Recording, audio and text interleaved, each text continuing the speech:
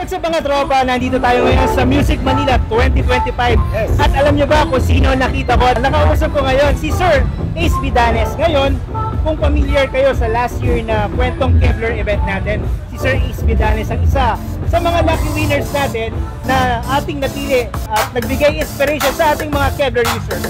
Sir Ace, magandang hapon sa iyo. Magandang hapon. Good to see you again. Yes. Alam mo sir, nung nakita tayo last Music Manila, hindi ko alam na ikaw yung mabubunot namin. At pag-visit mo ngayon, na-realize ko na Sir Ace Vidanes. Sabi, Sir Ace, ikaw yung nanalo. Sir Ace, pwede ba namin hiramin yung oras mo? Walang problema, sir. Kayo pa ba? Opo, nabanggit mo sa Kwentong Kevlar, isa po kayo sa mga rental company na nag-start ng inyong business. So sir, bigyan naman tayo ng konting kwento of inspiration sa ating mga tropa sa Kevlar Professional. Kung paano tayo nag-start from our humble beginnings sa unti-unting lumalaki ang ating company. Well, actually, it started 2023. Nag-isip ako na gusto kong magkaroon ng sariling business. Actually, yung brother ko nga yung meron. Nabanggit ko rin doon sa kwento before. Yung brother ko talaga yung nagla-lights and sound rental. Naalala ko nga noon, nagpaalam ka pa kay Miss bago ka bumili ng gamit, sir. Nagsabi talaga ako sa kanya. And nag-start ako, nakarinig ako ng Kevlar ng Eon 15D. Doon ko talaga sa unang narinig.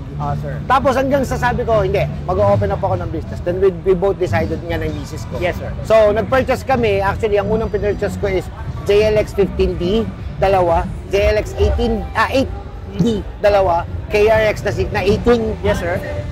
Even yung mixer ko, Kevlar din. And then even the mic is Kevlar. Kita mo yung tropa, full line yung mga ginagamit ni Sir Ace.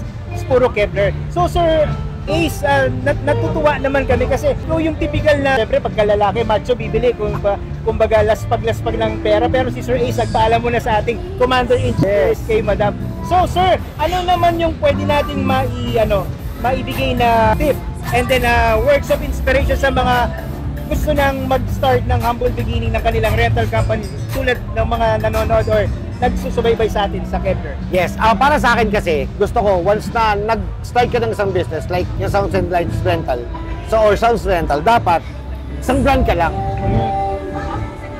Sa puso ko, napakalapit talaga ng Kevlar. Simula nung narinig ko yung Eon 15. Yes, sir. So, kaya nag-Kevlar ako.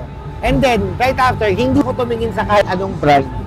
Kasi nagsimula ako sa Kevlar. Gusto ko, habang lumalaki or magpapalaki ako ng business ko, Kevlar yung kasama ko.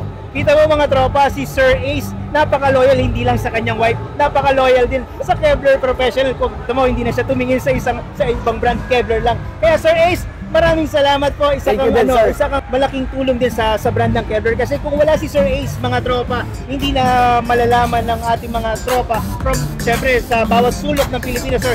Kahit sa abroad na kaya makipagsabayan ng Kevlar Professional from other brands, kahit international brand pa yan. Yes, Sir Ace, maraming salamat po. Thank you, sir. Thank you, sir. God bless. At natin namin yung pag-purchase mo ng ating bagong line array. Thank you, sir. Thank you, sir.